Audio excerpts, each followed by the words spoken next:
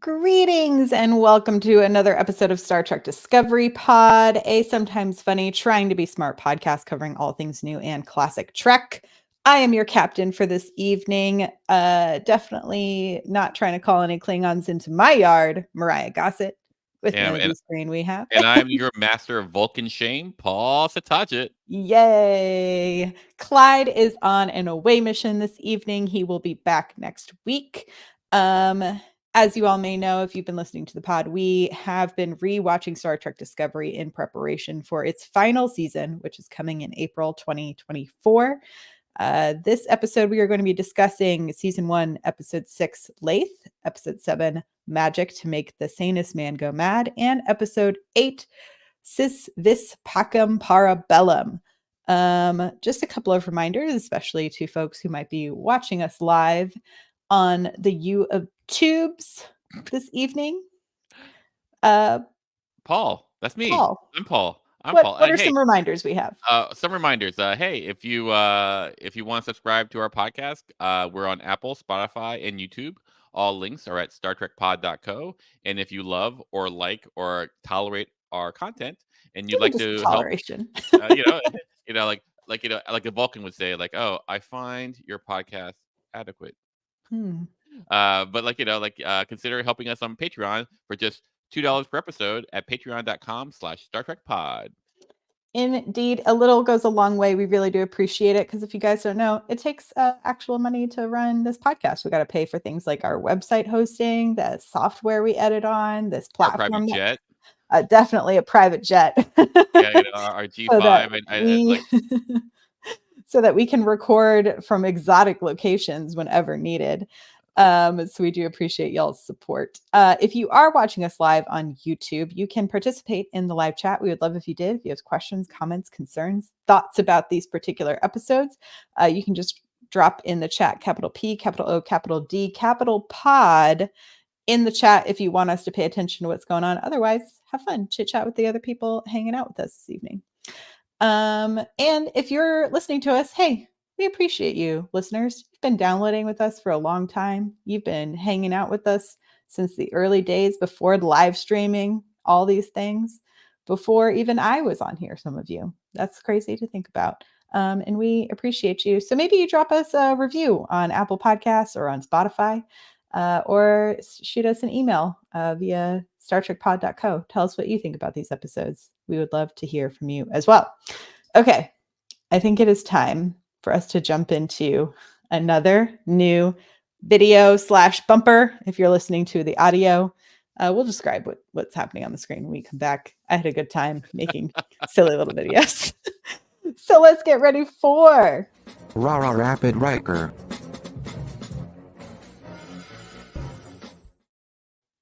a Rapid Riker. Wow, you go. Describe that. What did we just see, Myrriah, for those who haven't seen? It was Boimler doing a Riker onto a saddle multiple times. There we go. Because sometimes it's just what you need is a rapid. Sometimes it's just a Rapid Riker. Rapid Riker. Okay.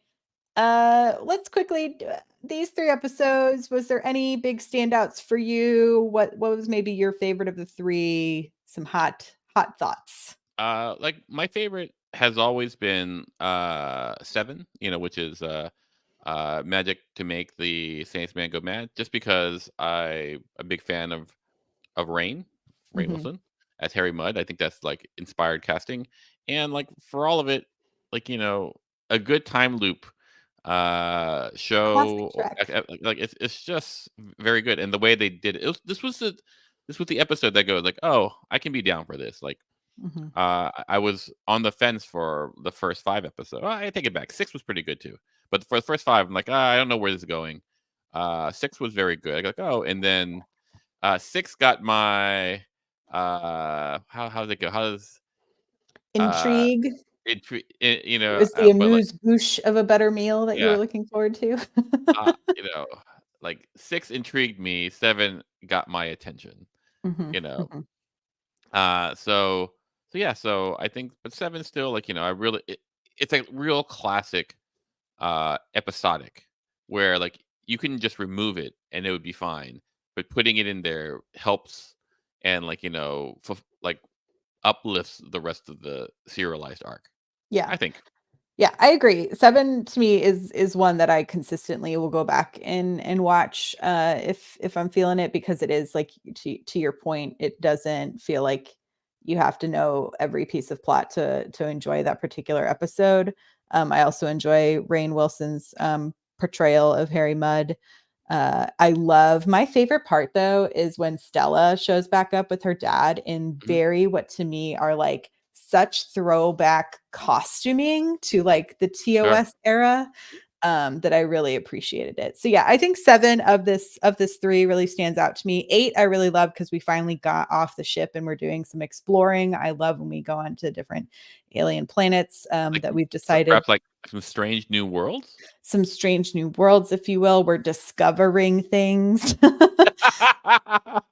Those sort of things. But 6 is a big one because we do get the reconnection. I think it's like, I think for folks, if you were coming into Discovery and not knowing who Sarek and Amanda were, as soon as you drop the Spock, you kind of then have the full picture, right? Because to me, if you aren't as like deep into the lore of Star Trek, you at least know who Spock is. So you can kind of come to understand the importance, I think, of Michael Burnham within the fabric of some legacy characters.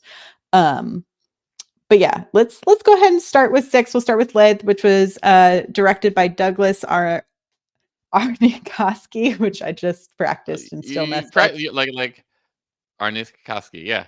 Arnikoski, and written by Joe Minosky and Ted Sullivan. This one we have, Sarek is injured, and we have the return and the kind of revisit about the Kacha sharing and the way that Michael and Sarek have a special relationship. That sounds terrible, the way you phrased it. You're welcome. But no, they can mind meld with each other across galaxies. They have a special connection in a what does he call her? My guardian, my ward. Like Robin, Batman. Yeah, I was just listening to a podcast where they described Robin as Batman's ward. But anyway, yes. And then we also have the kind of B plot of Cornwall coming and trying to be like, hey, Lorca, we used to hook up. I'm here to hook up with you again, but it's also to make sure you're actually a sane human being. Yeah, no. I think both are very good. Like both storylines. I think ultimately we see Lorca, and per his introduction, like you've never seen a wartime Starfleet officer. Like, right. even in Deep Space Nine, they're still just Starfleet officers who happen to be in war. But Lorca is like, I'm gonna kill them all. I'm gonna win. Sparta kind of person, right? And this kind of explains why a little bit more, I think. Yeah, I mean, the other thing is, this is definitely the episode where you start to realize like this Lorca perhaps is not the Lorca that everyone knows. It is hard to separate that in my mind, coming into it in this way, but it is odd to me to see Lorca at the beginning of this episode tell Ash Tyler like, hey, you better not kill my girl. I'm putting you in charge. Bring my girl back. Kind of vibes, or don't come back, which is quite the declaration, I think. And then is that how you see it? Like, because I read it and I go like, oh, don't fuck up, because I don't tolerate that. It feels very like it felt alpha. So to me, it's like I'm breaking the rules because this is someone I care about, and this is like the continued escalation of that. Yeah, I don't know. Maybe I can see it. I can see how it could be interpreted that way. But I can see it on the level of like here are two jocks who are like, this is what. Don't F it up. Yeah, it's what you say to like really like hetero men to each other, like like who play football together. I don't know, Yeah, I mean, to me, it read very like, I care deeply about this person, and that's why we've ignored the orders of an admiral. I'm Sure, sending my head of security on this mission to sure, sure, make sure. sure that you return her. And Tilly, And Tilly, moral support and also very smart. Um, I think this is the one too that opens with Tilly and Burnham running through the decks, mhm. giving us that iconic disco T-shirt line, which has now been adapted for multiple other ships, and I really love the costuming. Looks great. I know there was a lot of controversy about the costuming at the start of Discovery, but I've been really enjoying it. Um, what did you think of the Vulcan Expeditionary Group rejection memory as our plot device I for mean, this like character reveal? I really like. I remember the first time I saw this, and I was Mhm, going, okay, I don't know what's happening. I don't know why. It seems weird that that Sarah keeps on looping this moment. mhm, But, but it never occurred to me that, the way that they resolve it, Burnham gets to hear what Sarek, you know, was told and had to make the decision. And I was like, "Oh, that's pretty slick." Yeah, I thought it was pretty slick. Like, mhm, I've used the word titrate, in my life in chemistry, but I've never heard the word titrate used in life until mhm, like you're like, oh well, humans they need to be titrated, and I'm like, oh, what a hmm. great word. What a great word. Like, it sounds like clinical and could definitely be racist if need be, but like it's it's just such a great so that for those who remember the episode or don't remember the episode, basically Sarek was given a choice because uh Burnham is human and Spock is half human. The expeditionary force not really eager to bring humans along for the ride, literally. So Mhm, they go, but they could not deny their excellence. So the head guy goes, "You get a choice. You get to pick your son or your ward." mhm, And like Sarah is like, "That's an impossible choice." And I go, "Well, you made it." mhm. But like, it puts him in a Vulcan shame spiral, which I love. I thought it was very interesting to see a Vulcan shame spiral where Yeah, he no, was just like, it was because he was like, I thought I made the logical choice, but then my son decided to like screw it all up at the end. And then yeah, my like, logical choice but here's the work. thing, like, here's what I really loved about it. Why did he choose to tell Burnham no?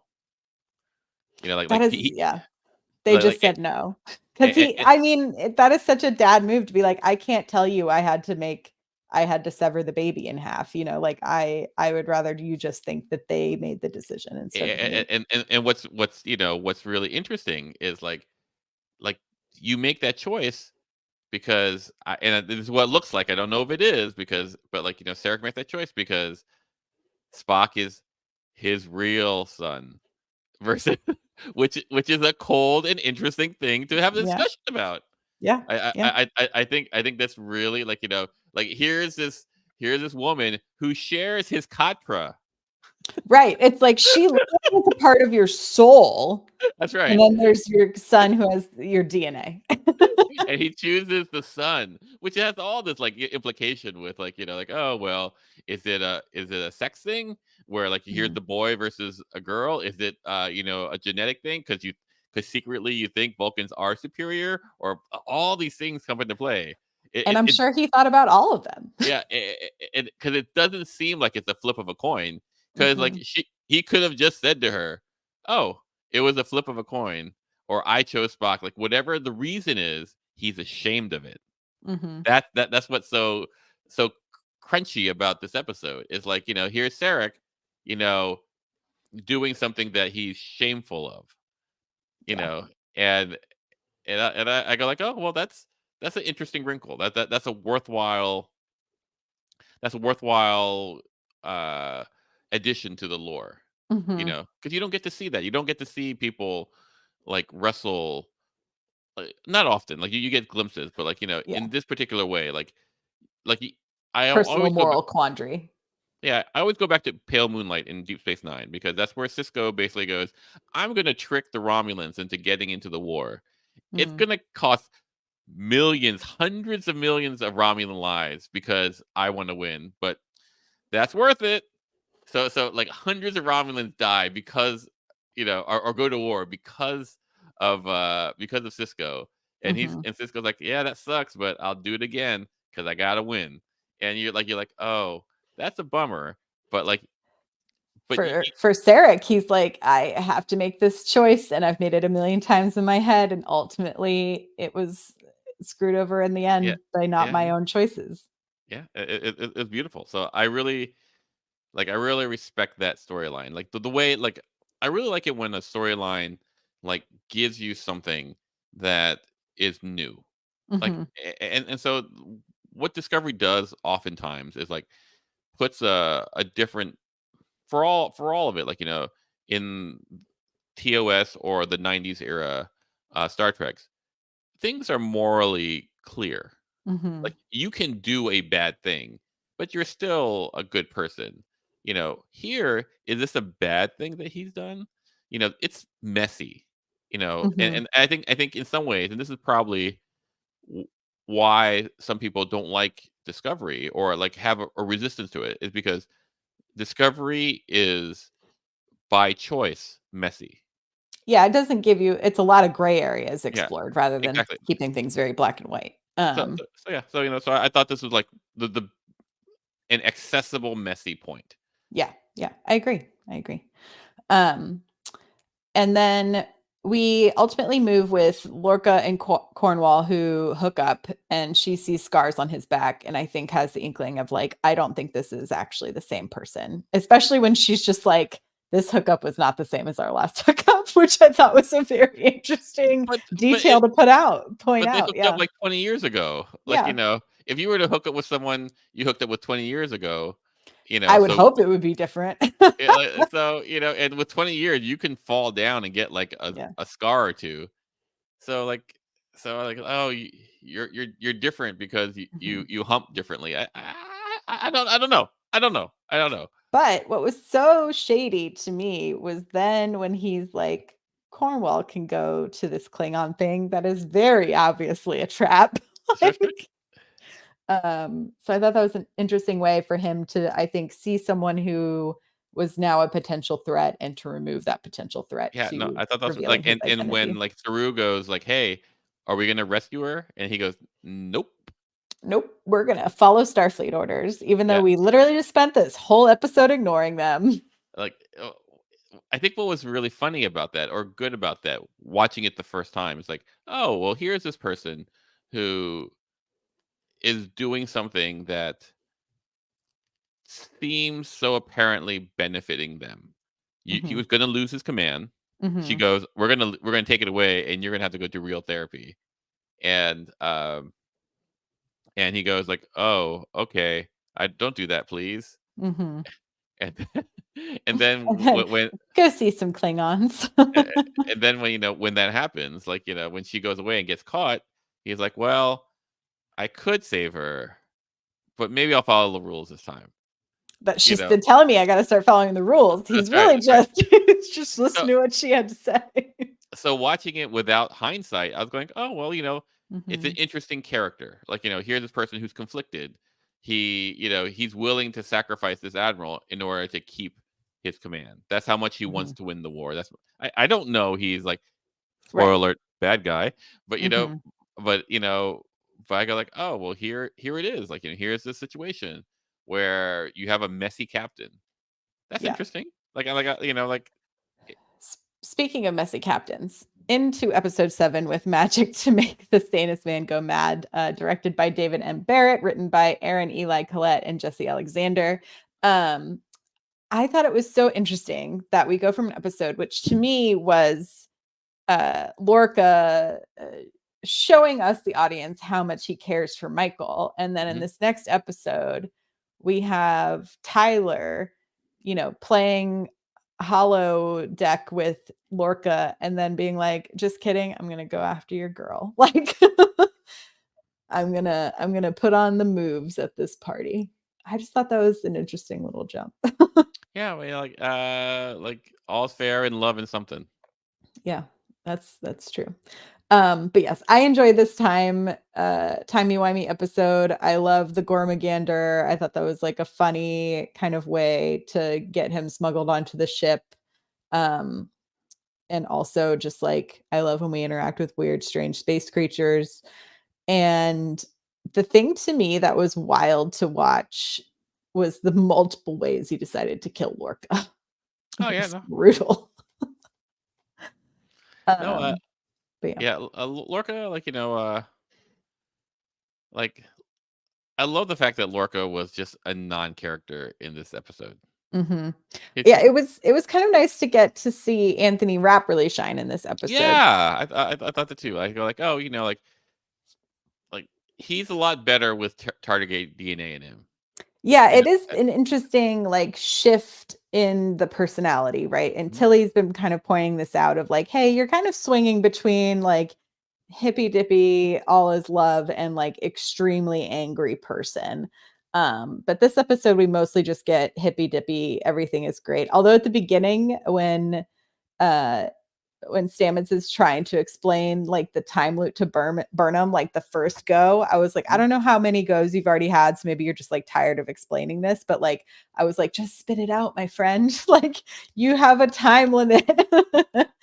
But obviously they got much better at playing telephone because by the end, that 30 minutes, they had a plan of attack ready. Yeah, no, Um, but yeah, I uh, thought the dancing scene was also very sweet between yeah, Stamets and Burnham. yeah. I I I think the thing that I don't really understand is why Stamets said, "Hey, it's me. It's gonna be May."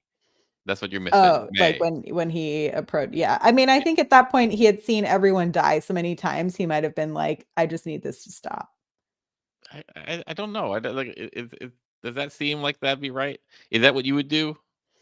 I mean, no, I would have lied and said it was, something else at that Yeah, point and then, like, locked him in a weird room. I don't know, but yeah, it's a hard thing to say when you only have 30 minutes of time each time and how many times you've been through that, you know? I don't know. Like if I was in a 30-minute time loop, I don't know. Like you have the Groundhog Day bit, right? Mhm. Where you go, oh, I'm gonna live forever. So I'm gonna just eat all the pancakes. I'm gonna eat all the steak. I'm gonna drive off a cliff. It does nothing matters. And so for Stamets to go like, oh no, I can't see my friends die one more time. No, I don't. So that was the only part where I was like, you could have found another way. Like Yeah. it literally could have been like Saru or someone goes like, well, it needs Stamets to pilot this, and Stamets goes, no, crap.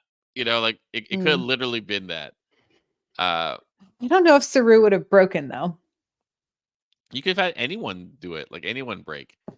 You That's know, true. But that I think that's like to me, that feels like a betrayal to like an interpersonal betrayal for some reason to me says more about a person than like a self-betrayal. And for some reason, I don't think of Stamets as like telling on himself as a betrayal to everyone because I'm assuming that Stamets has thought a few steps ahead because of who he is. obviously not. Well, they did. They eventually did. No, the only reason why it worked out was because Burnham goes like, "Oh I'm crap!" going to self-sabotage. Exactly. I'm gonna dark matter myself. Mhm. So like Stamets didn't like yeah. It was it's not my favorite. It's not my favorite part of a otherwise sparkling episode. Yeah. Yeah. Uh, Um, what do you think about so this is sort of the first moments we're really seeing any kind of major chemistry points and interactions between Burnham and Tyler. What are your you thoughts can't about get off them? that, can you? Can't get off that's your white hot center. Like It's oh man, he's so hot. hot. I get So it. hot. Oh, she's They're hot hot, and people. he's hot, and they're in space, and it's cold, but they're hot. Yeah, it Mm, makes sense. You want to mm, gravitate to what's mm. warm. It's winter, it's cuffing Oh, black season. alert, everybody. Yeah, I get it. I get it, Myrriah. Calm down. Take a shower. Um, what do I think? I think it was handled very well. I think, like if I were really to be nitpicky, I go like, I don't know if I could like fall in love with someone in 30 minutes. But like, but I married my wife in 4 months from dating, so you know, Who are you to say? who am I to say? Like, like the minimum Um, time is 4 months. That's the and minimum time. I don't think they fell in love. They only shared a kiss. I understand. I understand. Yeah. But like, but like it's like that super chemistry. But but I don't have like it's been a long time. I've been married for 20 years. So it's been a long time since like some strange person has come up to me and goes, "Hey, let's dance." Mm, I've never been in love, but I think I like you. Yeah. Oh, that's direct. Ooh. Ooh, I'm just sad I missed our first kiss. I thought that That's was such a smooth line. I was yeah. like, "Oh, I see you. I see you, Ash Tyler." Mm. Um, yeah, it was interesting to see how they are playing that. I also thought Tilly had some moves on the dance floor, and she was flirting up a storm with like T- half that bridge crew. yeah. Tilly's a lush. She's having a good time at a party. Yeah. Tilly knows Yeah. how to party. Yeah. No. Yeah. She's got it. I can't remember now. It might have been in the very beginning of this episode, uh, or maybe the next, but there's a moment when Stamets comes out of the um mycelial chamber thing, and Sure. he says he says captain, and like looks at Tilly. And I was like, oh, is this like a little Easter egg for when we get to Captain Killy? Mm. Kevin Gillies, my favorite character. Because he can see all of time and space in different dimensions. So I think that's possible.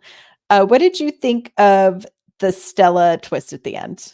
I thought like it's not a twist to me in the Hmm. sense that like I knew that Harvey never wanted to be around Stella.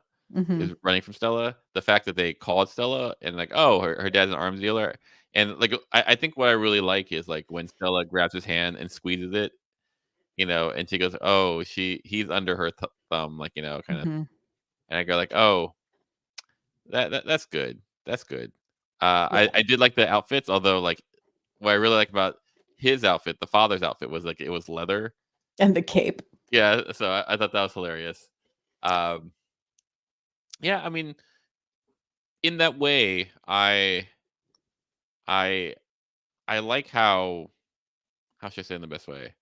I like how they were making motions to like incorporate TOS into this. Hmm.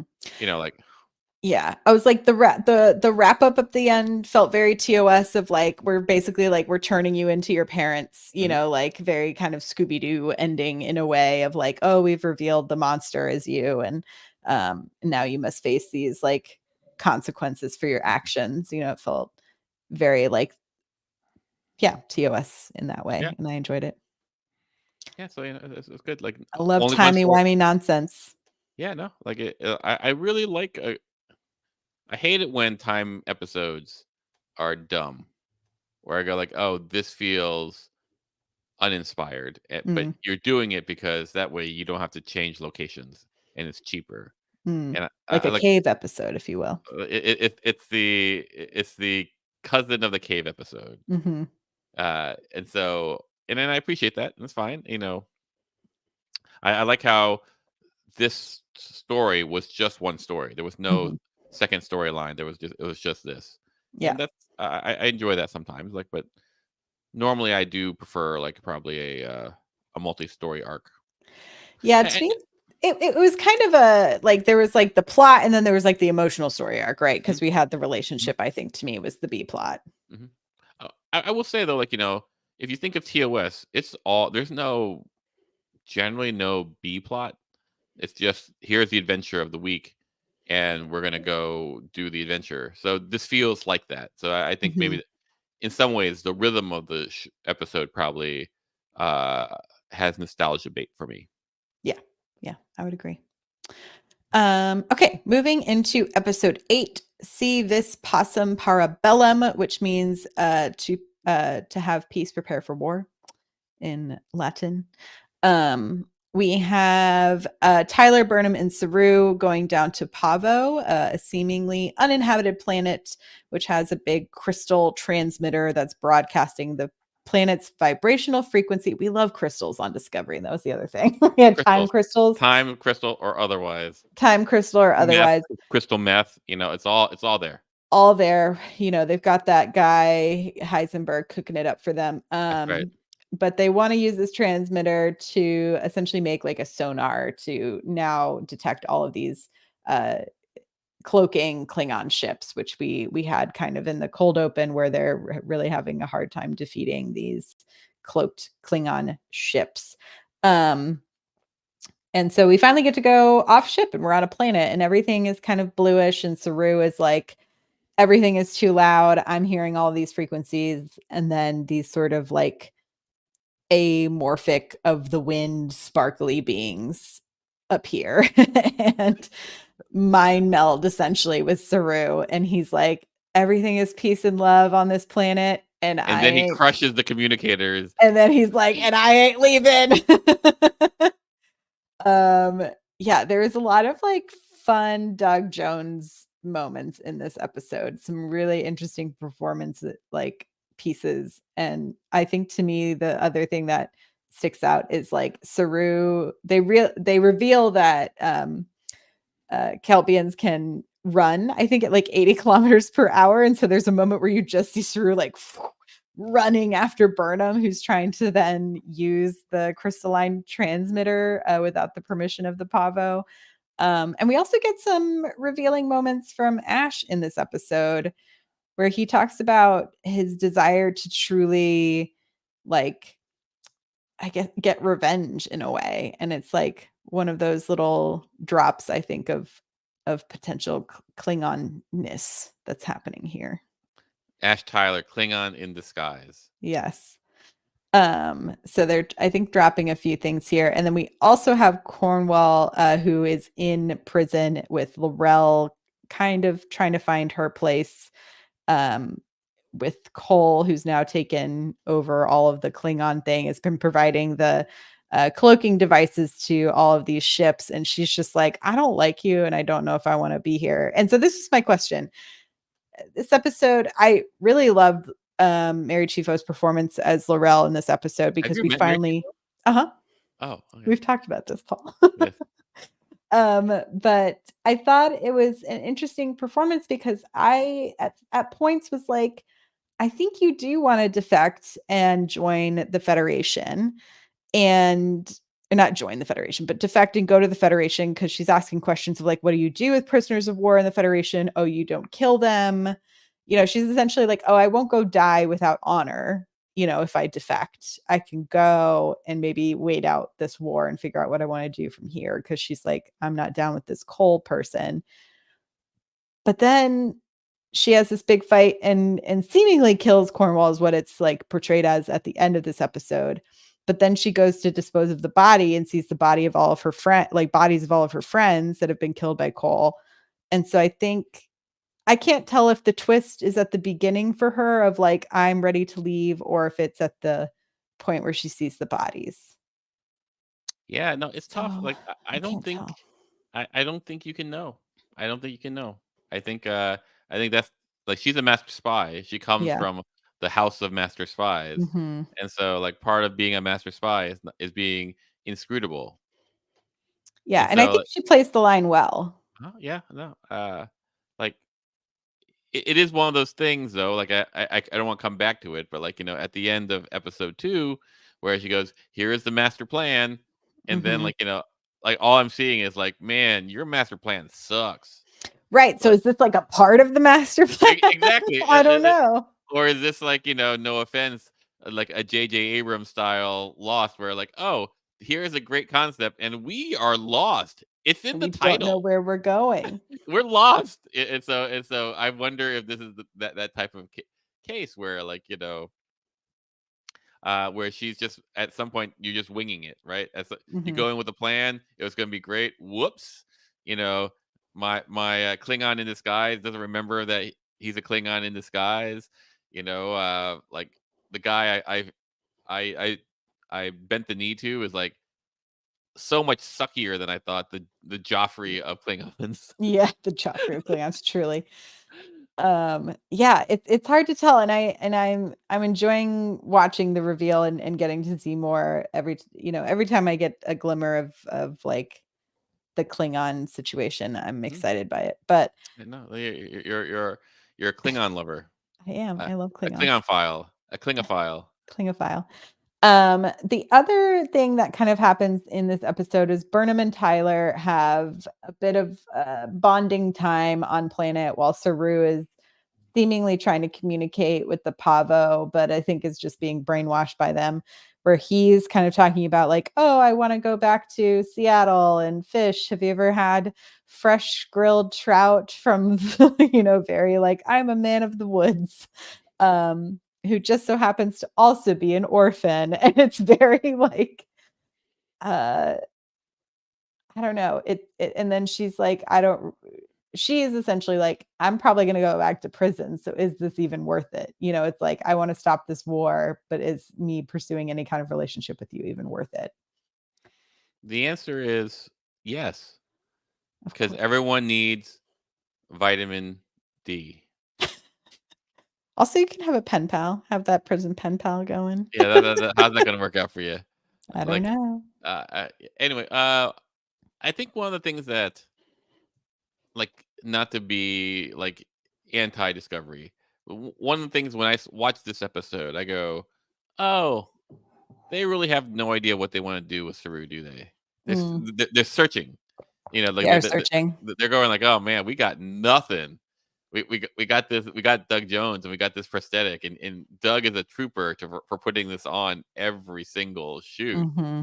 But like, holy crap! Like we got nothing. We got to find something quick before, and and they did. And like Mm-hmm. I think through like once they got rid of his ganglia, because I think somewhere along the line they go like, oh, you know what? Cowards don't make good Starfleet officers.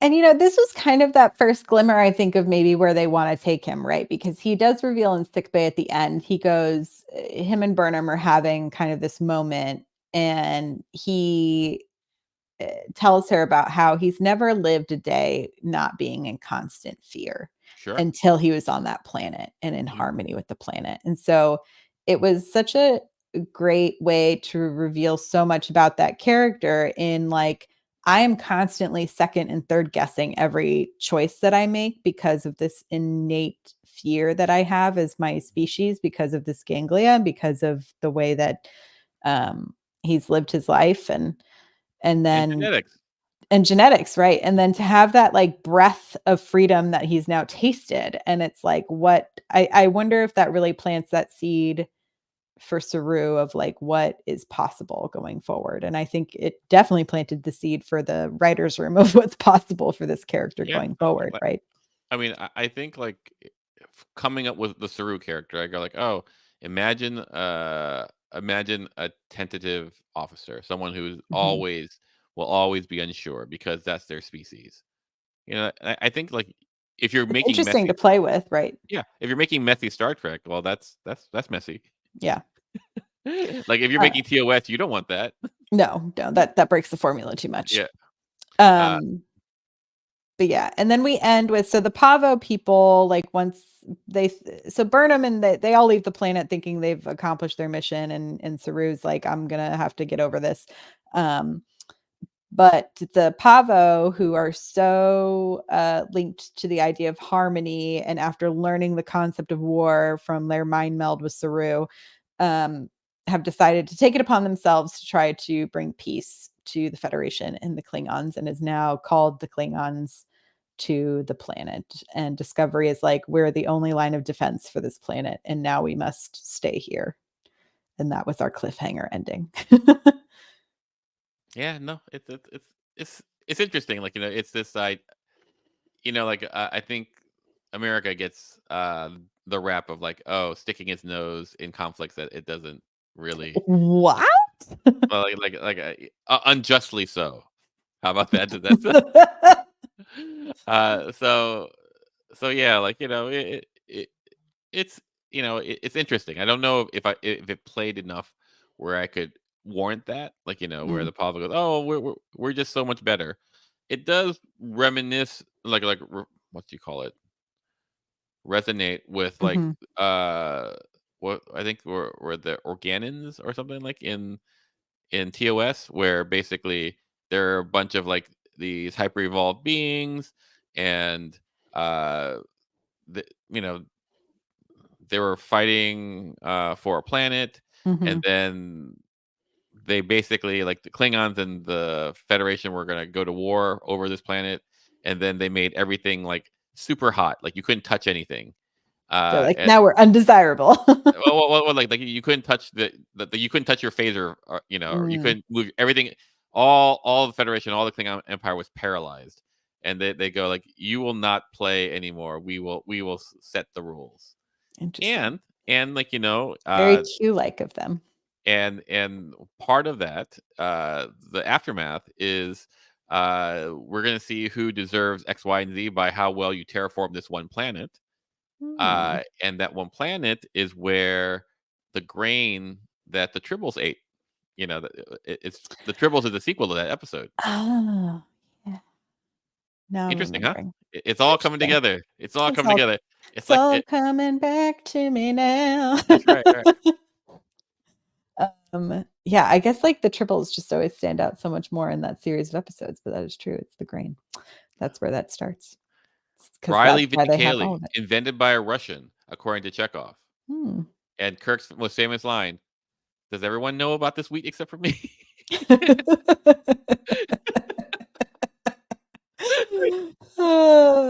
That feels like a line that would be really good to use at a dinner party when everyone's talking about like a Real Housewives thing that I don't understand. Oh, for sure. Yeah, I know. uh, Yeah, so like any you go. Oh, I was just gonna ask any other thoughts on these 3 episodes? Yeah, I mean, I think these 3 episodes, I wasn't, like, a big fan of episode 8. Mhm. It just seemed like a hodgepodge to me, and I understand, uh, its focus. I always say that, like, when you're shooting something, if you want production design and you don't have money, you go shoot Go in the into woods. Yes. Shoot in the woods, because, like, you can't make the woods any sexier, but, like, it gives you a base level, production. So, like, there's Saru. Here's my gazelle humanoid running around in the woods. Mhm. Boom. There you go. Looks Okay. great. We're gonna just turn all the green blue. That's right. Here And it you is. never know these are the woods outside of Toronto. That's right. Here, Star Trek Flash. Great. Great. uh, Yeah. but I think like 6 and 7 really are pivotal episodes for me to enjoy Discovery. I don't think I was on board until then. Like, in retrospect, I see what they're doing much earlier now. But I couldn't appreciate it at the time.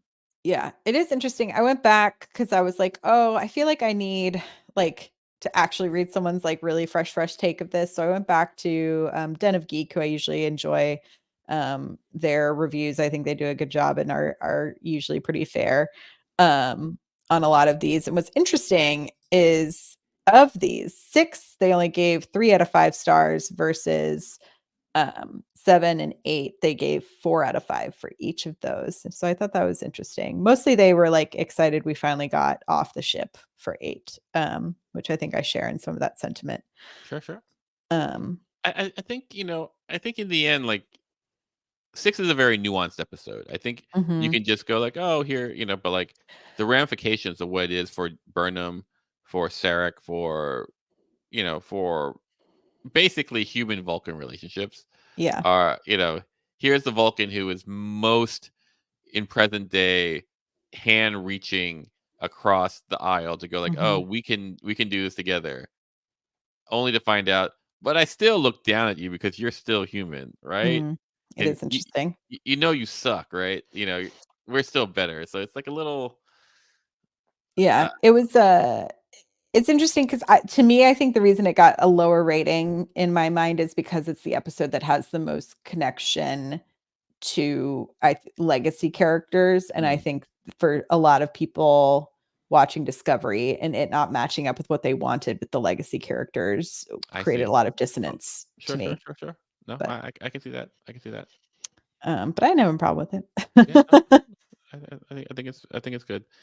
I mean, like Discovery always does a few things that I go like, huh, that's a weird choice. Like in episode 2, like, oh, there is this space fungus growing on the ship. I as the only pilot should probably go out and scrub it off while these prisoners kind of just sit here. Oh, there she goes, just floating around in space. I guess she got knocked off. I guess we're gonna die. Like, never in any of Star Trek they go like, do you have to manually scrub space fungus? Well, I think it wasn't a fungus. It was like a bacteria or something. It eats electrons. I think my point is made. I know what you mean, but maybe it just wasn't an advanced enough ship. Remember, this is early days. That's right. It just looks fancy and new. Yeah, except for they have the most powerful drive. It's a special ship. It's one special ship. With technology that even the Borg, 200 years later, have not considered. Yeah, because they never assimilated it. There you go. See, it all works out. It was gone before they encountered. That's how smart Sanest is. He's such a genius. Yeah, he got it. He knows what he's doing. All right, y'all. Thank you so much for joining us. If you were here live, thank you for listening. If you are hanging out with us in the audio feed, we will be back next week to talk about episodes 9, 10, and 11. And we'll also be live streaming again. You can check us out on YouTube. Join us. We'd love to hear from you. Chit chat with us. It's a good time, especially our West Coasty peoples. I feel like this time frame works out well for y'all. You can find, rate, and review all the links to everything and more at StarTrekPod.com. You can join us over on the Patreon. There are watch-alongs happening over there. And I know we are going to be putting together some bonus episodes as well this month now that the holidays are over. Thank you, Karen, for helping run our X. We're also active over on Instagram at Star Trek Pod. We will see you all next week. Live long and prosper. Bye-bye. Live long and prosper, everyone.